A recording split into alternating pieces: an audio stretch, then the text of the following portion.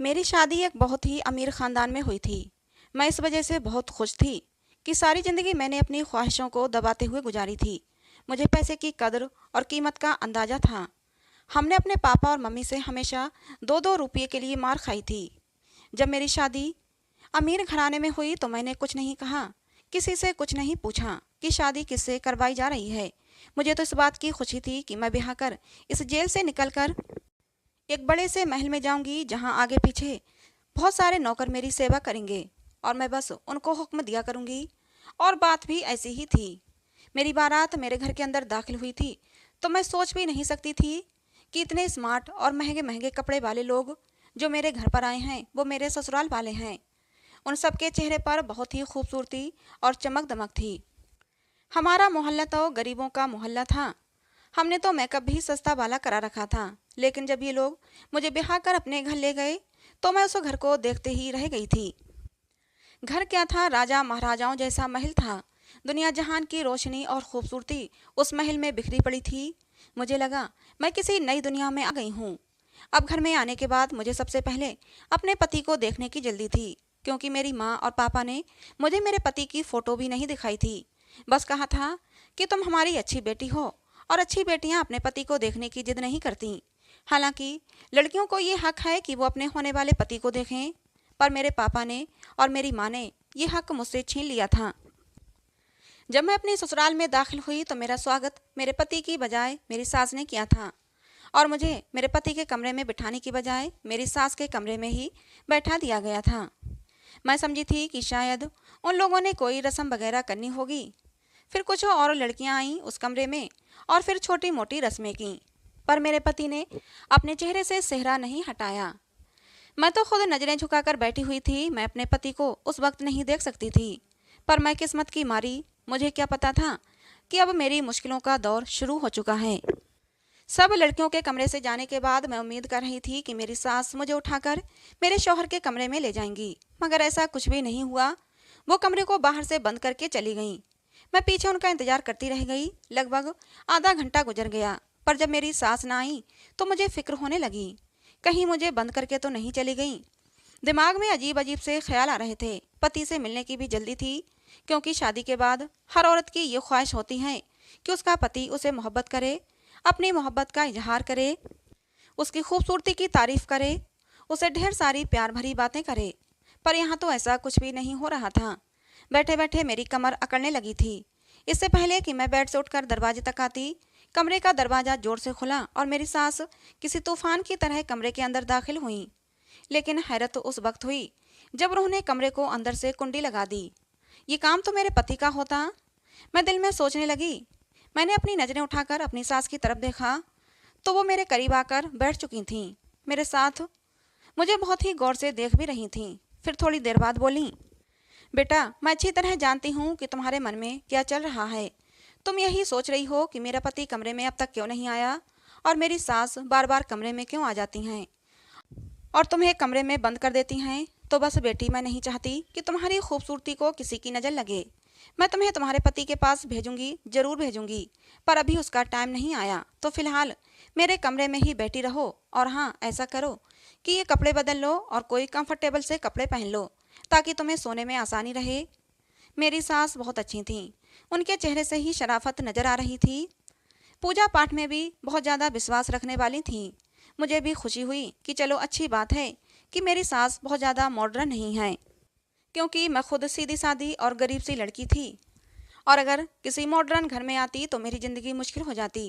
वैसे भी मुझे अभी तक फैशन करना, मेकअप करना तक नहीं आता था। मैं खामोशी से बैठी रह गई। मैंने कपड़े बदल लिए और फिर थोड़ी देर भगवान के सामने खड़े होकर अपने मन की तसल्ली की, भगवान की पूजा की। पूजा ख़त्म करने के बाद मैं बेड पर आकर लेट गई और फिर पता नहीं मुझे कब नींद आ गई। मैं सो गई। जब मेरी आँख खुली तो मैं अपनी सास के कमरे में ही थी। लेकिन मुझे बुरा नहीं लगा, क्योंकि मेरी सास मेरा इतना ख्याल रख रही थी, इसलिए फिर मैं बुरा क्यों मानती। मेरी सास ने आकर मुझे हरे रंग का एक जोड़ा पहना दिया। कहने लगी, ये पहन लो, ये पहन लो, मैंने तुम्हें मेहमानों से मिलवाना है। अब दिन का वक्त हो गया है, तुम अपने पति को बाद में देख लेना। फिलहाल इस वक्त मेहमानों से मिलना जरूरी है। मेहमान तुम्हें देखने आ रहे हैं, हमने वलीमा भी तो करना है। मैं खुश हो गई। मैंने अच्छी तरह से कपड़े पहनकर खुद को तैयार कर लिया और फिर बारी बारी से मुझसे खानदान की औरतें मिलने आने लगीं। मैं खानदान की नई सदस्य थी, इसलिए मुझसे मिलने के लिए बहुत सारे लोग आए थे। पर जो भी मुझे देखता वो बड़ी अजीब नज़रों से देखता और फिर घूरता ही चला जाता। ये ऋतिक की बीबी है। हर मिलने वाली औरत अजीब सा मुंह बनाकर ये बात जरूर कहती कि ये ऋतिक की बीबी है। सारी मेहमान औरतें मुझे मुड़ मुड़ कर ऐसे देखती जैसे मैं कोई अजूबा हूँ। मैं लोगों की नज़रों का मतलब नहीं समझ पा रही थी कि आखिर वो सब ऐसा क्यों कर रही हैं। वो मुझे मुड़ मुड़ कर क्यों देखती हैं। लेकिन एक बात अजीब थी, किसी ने भी मेरे पति ऋतिक का जिक्र नहीं किया था, ना ही ऋतिक के बारे में कुछ पूछा। सबकी नज़रों का निशाना मैं ही बनी हुई थी। हैरत की बात थी कि मैंने सबकी निगाहों में अपने लिए तरस देखा था। मुझे देखने आने वाली हर औरत मुझसे ये जरूर कहती कि भगवान तुम पर दया करें और तुम्हारी ज़िंदगी को आसान करें। मुझे बहुत अजीब लगता, क्योंकि मेरे ससुराल वाले बहुत ही अच्छे लोग थे। उन्होंने मेरे साथ अब तक कुछ भी गलत नहीं किया था, बल्कि मुझे हाथों हाथ ही लिया था। मुझे ये महसूस ही नहीं होने दिया था कि मैं किसी गरीब घर से आई हूँ। लेकिन मुझे क्या पता था कि ये हमदर्दी मेरी गरीबी की वजह से नहीं, बल्कि मेरी बदनसीबी की वजह से सब लोग दिखा रहे थे। थोड़ी देर बाद मेरी सास मुझे कमरे में बिठाकर बाहर चली गईं। अभी तक मैंने अपने पति को नहीं देखा था। जब मेरी सास मुझे कमरे में छोड़कर जाने लगीं तो मैंने अपनी सास से कहा, माँ जी, क्या आज वलीमा नहीं होगा? मेरी बात सुनकर मेरी सास मुस्कुरा पड़ी और मेरा कान हल्के से खींचते हुए बोली, मुझे पता है तुम वलीमे के लिए क्यों कह रही हो, क्योंकि तुम्हें ऋतिक को देखना है ना। लेकिन बहू रानी, ऋतिक का दीदार करना इतना आसान नहीं है। ऋतिक का दीदार करने के लिए, उसका चेहरा देखने के लिए तुम्हें बहुत सारे इम्तिहानों से गुजरना पड़ेगा। बहुत सारे इम्तिहान तुम्हें पास करने पड़ेंगे, तब कहीं जाकर तुम अपने पति यानी कि ऋतिक को देख सकोगी। कैसे इम्तिहान? मैं एकदम घबरा गई और पूछ बैठी। तो मेरी सास बोली, पहले तुम्हें खुद को ऋतिक के काबिल बनाना होगा। ऋतिक के काबिल बनाना होगा? अगर मैं ऋतिक के काबिल नहीं थी तो उन्होंने मुझसे शादी ही क्यों की? मेरी जुबान पर शिकायत आ ही गई। अब जाहिर है, इतनी देर से आंख मिचौली चल रही थी तो मेरा हक तो बनता ही था कि मैं अपनी सास से सवाल कर सकूं। मेरी सास मेरी बात सुनकर कानों को हाथ लगाकर कहने लगी, अरे भाई, पति से मिलने के लिए इतनी जल्दी? हमारे ज़माने में तो लड़कियां इतना शर्माती थीं कि जब कोई रिश्ता लेने के लिए उनके घर में आता था तो वो सामने ही नहीं आती थीं और फिर पति से हफ्ता हफ्ता भर नजरें नहीं मिला पाती थीं। पर आजकल की ये लड़कियां, इन्हें तो पति से बातें करने का बड़ा शौक होता है। मेरी सास की सोच बहुत ही पुराने ज़माने की थी। मैंने खामोश रहना ही अच्छा समझा। चलो, आखिर अपने बेटे को कितने दिन तक मुझसे दूर रखेंगी? वो भी मुझसे मिलने के लिए बेचैन हो रहे होंगे, क्योंकि जब मर्द शादी करता है तो बीबी से मिलने का दिल उसका भी करता है। मैं अकेली तो नहीं तड़प रही थी इस आग में। मैं यही सोचकर खामोश हो गई थी। लेकिन मेरे पति की तरफ से किसी भी तरह की कोई जल्दबाजी दिखाई नहीं दे रही थी। कहीं से भी कोई आसार नजर नहीं आ रहे थे। आखिर मेरे पति को मुझसे मिलने की जल्दी क्यों नहीं है? इसी तरह से पूरा दिन गुजर गया, यहाँ तक कि दोबारा रात हो गई। अब तो मेरा पारा गर्म होने लगा। मैंने अपनी सास से कहा कि आज भी क्या मैं आपके कमरे में ही सोऊंगी? मेरी सास फिर वही पुराने ज़माने की बातें लेकर बैठ गईं। अरे अजीब बेशरम लड़की हो, तुम्हें बहुत जल्दी है अपने पति के कमरे में जाने की, वो भी शादी के दूसरे ही दिन। मेरी बातों को मेरी सास ने बहुत ही अजीबो गरीब बना दिया था कि मेरा दिल ही उठ गया।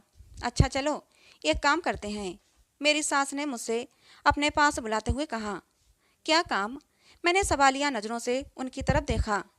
बेटा, जब तुम्हारा पति तुमसे मिलने के लिए आए तो तुम दोनों के बीच में एक पर्दा होना चाहिए।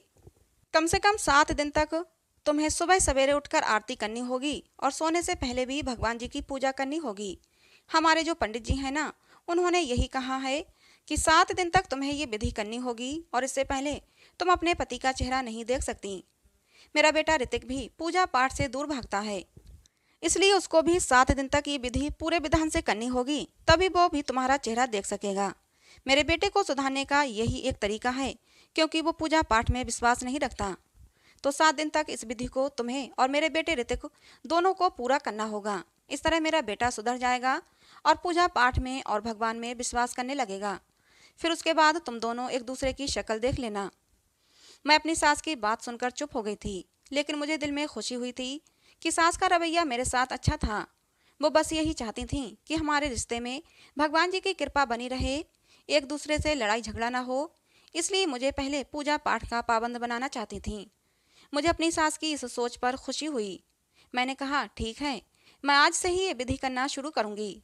फिर उसी समय से मैंने भगवान जी की पूजा पाठ करने में लग गई। मेरी लगन देखकर मेरी सास बहुत खुश होती, कहती, तुम बहुत अच्छी लड़की हो, भगवान तुम्हारी उम्र लंबी करे और मेरे बेटे ऋतिक के लिए तुम्हारे दिल में मोहब्बत पैदा करे। अब मैं अपनी सास को क्या बताती कि ऋतिक के लिए मेरी मोहब्बत तो उसी समय शुरू हो गई थी जब मैंने ऋतिक के साथ फेरे लिए थे। अभी एक ही दिन गुजरा था कि मेरी सास कमरे में आई और कहने लगी कि बेटा, पंडित जी ने कहा है कि तुम्हें दिन में 2 बार नहीं बल्कि 5 बार पूजा पाठ करना पड़ेगा। अरे, अभी तो तुमने एक ही बार सुबह को ही पूजा की थी, तो तुम अपने पति से आज नहीं मिल सकती। सास की बात सुनकर मैं उदास हो गई, लेकिन फिर मैंने सोचा, चलो कोई बात नहीं, मैं अपने पति के लिए दिन में 5 बार भी पूजा कर सकती हूँ। इसी तरह अगला दिन भी गुजर गया। अगले दिन मैंने पूरी 4 टाइम पूजा की थी। सोने से पहले भगवान की पूजा करना रह गया था। मैं बहुत खुश थी कि चलो कम से कम मैं अपने पति से मिल सकूंगी, क्योंकि मेरी सास ने कहा था कि 7 दिन से पहले पति का चेहरा नहीं देखना, लेकिन अगर तुम पूरी लगन से पूजा करती हो तो सिर्फ पति को देखे बिना उससे मिल सकती हो। मैंने सोचा था, चलो कोई बात नहीं, पति की आवाज़ तो सुन सकती हूँ। अगर पति का चेहरा नहीं देख सकती तो कम से कम उससे बातें तो कर सकती हूँ। मैं अपने कमरे में बैठी थी और इन्हीं हसीन ख्यालों में खोई थी कि मेरी सास आई और कहने लगी कि सपनों में रहने की बजाय सबसे पहले रात वाली पूजा कर लो, क्योंकि जब तक तुम दिन की पूरी 5 टाइम की पूजा नहीं कर लेती, मैं तुम्हें अपने बेटे से नहीं मिलने दूंगी। वो अपने हाथ में एक सफ़ेद कलर का दुपट्टा लेकर आई थी। कहने लगी, इस दुपट्टे को अपने सर पर डाल लो, तभी पूजा करना। ये दुपट्टा हमारे पंडित जी ने दिया है, कहा है कि रात को इसे सर पर डालकर ही पूजा करनी है। मैंने अपनी सास के हाथ से वो दुपट्टा ले लिया और सर पर डालकर भगवान जी की पूजा करने लगी। उस दुपट्टे से हल्की हल्की खुशबू आ रही थी, जो मुझे बहुत अजीब सी लग रही थी। मुझे अजीब सा महसूस हो रहा था, किसी अनहोनी का एहसास हो रहा था, लेकिन फिर भी मैंने उस दुपट्टे को अपने सर पर डाल लिया। लेकिन धीरे धीरे मेरा सर भारी होने लगा, मेरे हाथ पैर ढीले पड़ गए और मैं वहीं बैठती चली गई। मुझे महसूस हुआ जैसे किसी ने मुझे गोद में उठाकर बेड पर लिटा दिया। फिर पूरी रात ऐसे ही निकल गई। समझ ही नहीं आ रहा था कि मैं सोई हूँ या जागी हूँ। यहाँ तक कि जब सुबह मेरी आँख खुली तो मेरे सर में हल्का हल्का सा दर्द हो रहा था। मेरी नींद पूरी नहीं हुई थी। मुझ में कोई भी ताजगी नहीं थी। अजीब सी थकावट थी जिसने मुझे घेर रखा था। मैं बहुत अजीब सा महसूस कर रही थी। मेरी तबीयत भी भारी भारी सी थी, सर में भी दर्द था। मेरी सास उठकर मेरे कमरे में आई, बोली, ये लो बेटा, दूध पी लो। मेरी सास ने मेरी तरफ दूध का गिलास बढ़ाते हुए कहा, तुम थक गई होगी, सारी रात पूजा पाठ जो की है। सास की बात सुनकर मैं बोली, नहीं माँ जी, मैंने कहाँ पूजा पाठ की। पूजा पूरी भी नहीं हो पाई थी कि उसी वक्त मुझे नींद आ गई। मेरी बात सुनकर मेरी सास बोली, ओहो बेटी, ये क्या कर दिया, अब तो मैं तुम्हें आज भी ऋतिक से मिलवाने से रही। ये कहकर मेरी सास ने मेरे सर पर एक और बम गिरा दिया। तो क्या मैं अपने पति से मिलने के लिए सारी जिंदगी ऐसे ही तरसती रहूंगी? मेरी बात सुनकर मेरी सास जोर से हंस पड़ी और कहने लगी, मैंने कब कहा कि तुम ऋतिक से नहीं मिल सकती? बस आज की पूजा पाठ पूरी विधि विधान से कर लेना, फिर तुम रात को ऋतिक से मिल सकती हो। मैंने अपनी सास से कहा, ऋतिक का दिल नहीं करता मुझसे मिलने के लिए। तो मेरी सास हंस पड़ी, कहने लगी, अरे वो तो दिन रात मेरा दिमाग खाता है कि मुझे निशा से मिलवा दो। लेकिन नहीं बेटी, जब तक तुम दोनों पूजा पाठ पूरी विधि विधान से नहीं कर लेते, मैं तुम्हें एक दूसरे से नहीं मिलवा सकती हूँ। सास की बात सुनकर मैं खामोश हो गई। आज तो मेरा पूजा करने का भी दिल नहीं कर रहा था, क्योंकि 3 दिन हो गए थे और मैंने अपने पति को देखा ही नहीं था।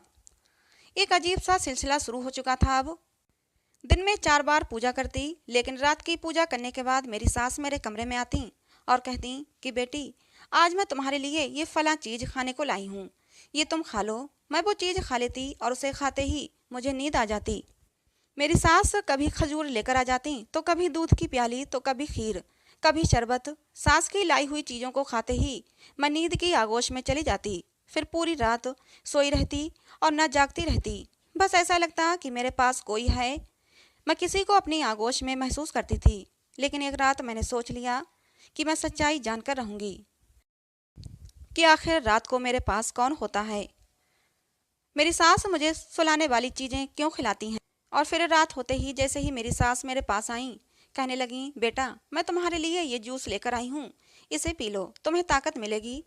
देखो दिन पर दिन कैसी कमजोर होती जा रही हो। मैंने उनकी तरफ देखा भी नहीं और अपनी सास से बोली, नहीं माँ जी, आज जूस पीने का बिल्कुल भी मन नहीं कर रहा, आप इसे वापस ले जाएं। रात वाली पूजा भी करनी है तो मैं पूजा करने जाती हूँ। मैं लगभग एक हफ्ते से कोशिश कर रही थी कि रात वाली पूजा को पूरा कर लूँ, लेकिन मैं रात वाली पूजा कर ही नहीं पाती थी। इससे पहले ही मुझे नींद आ जाती थी। इसलिए आज मैंने सोच लिया था कि कुछ भी नहीं खाऊंगी पीऊंगी और पूजा पूरी करूंगी। मेरी सास मुझे चुमकारते हुए बोली, कोई बात नहीं, पूजा भी कर लेना, लेकिन पहले ये जूस पी लो। लेकिन मैंने अपनी सास को कह दिया कि मुझे जूस नहीं पीना। मेरे तेवर देखकर मेरी सास मुझे छोड़कर चली गई। वो समझ गई थी कि अब मैं उनके और बहकावे में नहीं आने वाली। थोड़ी देर के बाद मेरी सास कमरे में दाखिल हुई। बहुत ही तेज परफ्यूम लगा रखा था उन्होंने। खुशबू मुझे कुछ जानी पहचानी सी लगी, लेकिन मैं अपनी नाक को बंद किए बैठी रही। थोड़ी देर बाद मेरी सास फिर कमरे में आई। मैं पूजा करने की तैयारी कर रही थी। मेरी सास के चेहरे से साफ लग रहा था कि मुझे जागता हुआ देखकर वो परेशान हैं। तीसरी बार मेरी सास मेरे कमरे में फिर आई। मुझे बहुत अजीब लग रहा था कि मेरी सास मेरे कमरे में बार बार क्यों आ रही हैं। इस बार उनके हाथ में एक सफ़ेद रंग की चादर थी। कहने लगी, बहू मैंने तुमसे कितनी बार कहा है कि पूजा करने से पहले ये सफ़ेद चादर ओढ़ लिया करो। ये लो, मैं तुम्हारे लिए नई चादर लेकर आई हूँ, इसे ओढ़ लो। मैंने सोचा, आखिर चादर ओढ़ने में क्या हर्ज है। मैंने अपनी सास के हाथ से वो चादर लेकर अपने सर पर डाल ली और फिर मेरे साथ वही हुआ जो मैं बिल्कुल नहीं चाहती थी। चादर ओढ़ते ही मेरे ऊपर बेहोशी सवार होने लगी, नींद आने लगी और फिर मैं सो गई। इस कदर गहरी नींद कि जब मेरी आँख खुली तो सुबह के लगभग 8 बज रहे थे। मुझे लेट उठना बिल्कुल भी पसंद नहीं था, लेकिन आज मैं लेट उठी थी। फिर भी मेरा मूड बिल्कुल भी ख़राब नहीं था, बल्कि बहुत अच्छा था, क्योंकि मुझे पता था कि अब आगे मुझे क्या करना है, मेरा अगला कदम क्या होगा। अपनी सास की चालाकियों से मैंने कैसे बचकर निकलना है। मैंने सोच लिया था कि मैं अब ये पर्दाफाश करके ही रहूँगी, तो फिर मैंने ऐसा ही किया। रात का वक्त हो गया।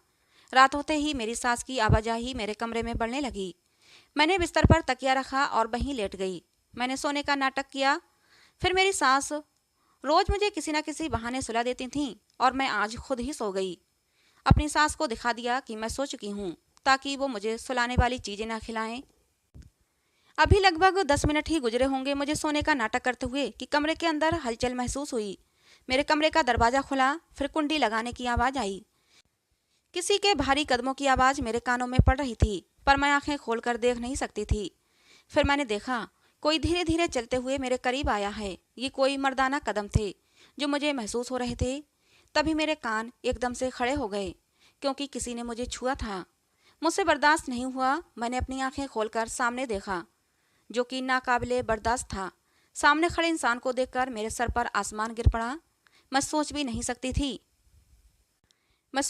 सकती थी कि मेरी सास मेरे साथ इतना बड़ा धोखा कर सकती हैं। मेरी आंखों से टप टप आंसू बहने लगे। मैंने शादी के बारे में क्या क्या सोचा था और मेरे साथ क्या हो गया। भगवान, मैं कहाँ फंस गई। मैंने दिल ही दिल में सोचा। मेरे दिल की धड़कन तेज हो चुकी थी। मैं बेड से उतरकर किसी बात की परवाह न करते हुए कमरे से भागी और भागती हुई बाहर आ गई। मेरी सास ने मुझे देखा तो वो हक्का बक्का रह गई। उनके चेहरे का रंग पीला पड़ गया। मैं अपनी सास से बोली, आपने मेरे साथ इतना बड़ा धोखा किया, आपको शर्म नहीं आई? अगर मेरी जगह आपकी बेटी होती तब भी क्या आप यही करती? मेरी आंखों से लगातार आंसू बहे जा रहे थे। आपने अपनी औलाद पैदा करने के लिए ये सब कुछ किया। मैं सोच भी नहीं सकती थी कि आप लोग इतना नीचे गिर जाएंगे, इतने घटिया निकलेंगे। मेरी बात सुनकर मेरी सास मेरे पास आई और मेरे हाथ को थामते हुए कहने लगी, बेटी भगवान के लिए ऐसी बातें ना करो। मैंने तुम्हारा चेकअप करवाया है। तुम थकी थकी सी रहती थी, तुम्हें चक्कर आते थे, तुम्हें याद है ना?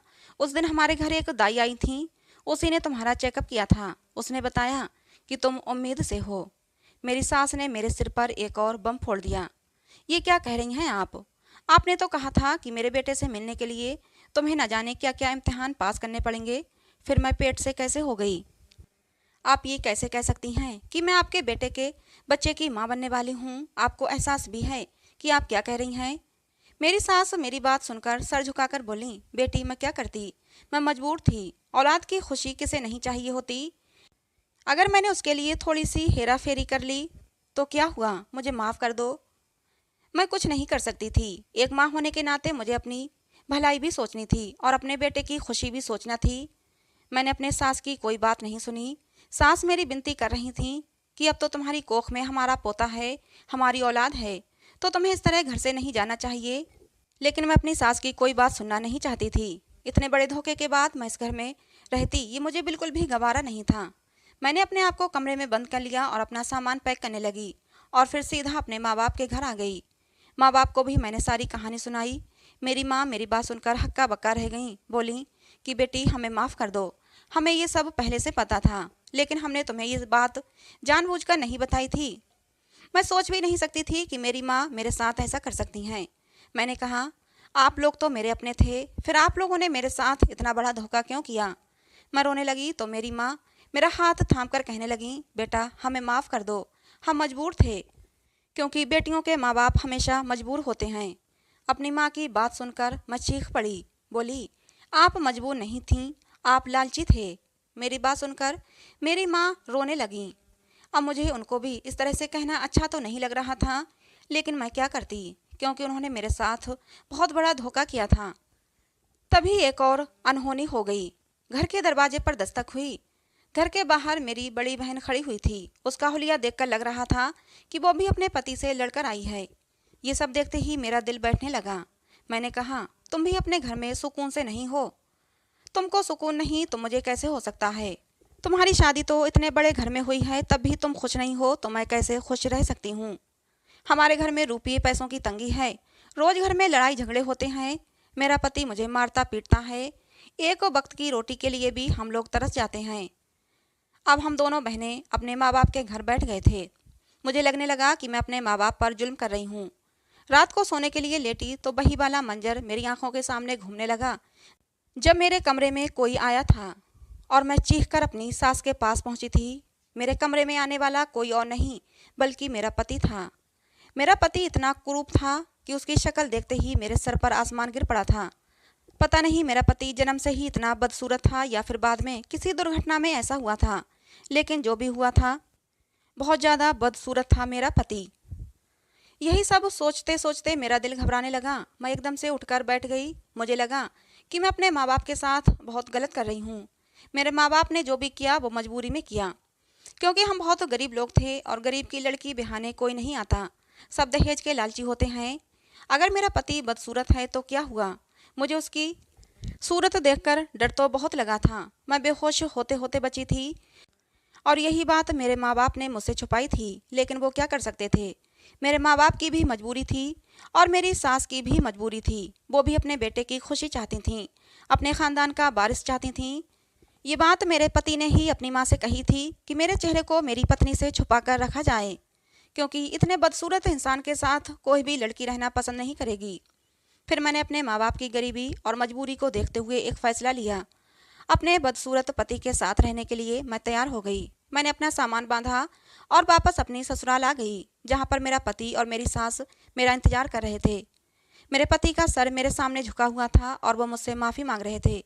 मुझे माफ़ कर दो, मैंने तुम्हारे साथ बहुत बुरा किया है, तुम्हें धोखा दिया, तुम्हारी उम्मीदों और ख्वाबों को तोड़ा है। लेकिन यकीन करो, मैं दिल का बहुत अच्छा हूँ। तुम जैसा कहोगी मैं वैसा ही करूँगा। मेरी सास भी मुझसे माफ़ी मांग रही थीं। कहने लगीं, बेटा हमें माफ़ कर दो, हमारी मजबूरी थी। कौन माँ ऐसी होगी और कौन माँ चाहेगी कि उसके बेटे का घर ना बसे और उसके ख़ानदान को वारिस ना मिले। मैंने अपनी सास और अपने पति को माफ़ कर दिया। ये तो मुझे पता था कि ऋतिक एक बहुत अच्छे पति साबित होंगे और मेरा बहुत ख्याल रखेंगे। अब जो भी था जैसा भी था, ऋतिक ही मेरे पति थे, इसलिए मैंने अपने पति को माफ़ कर दिया और अपने पति के घर पर ही रहने का फ़ैसला कर लिया। तो दोस्तों, आपको हमारी ये कहानी कैसी लगी? क्या निशा ने जो फ़ैसला किया वो सही था या गलत? अपनी राय कमेंट बॉक्स में ज़रूर बताना। कहानी पसंद आई हो तो प्लीज़ लाइक करना और हमारे चैनल को सब्सक्राइब भी करना। कहानी को अंत तक सुनने के लिए आप लोगों का बहुत बहुत धन्यवाद।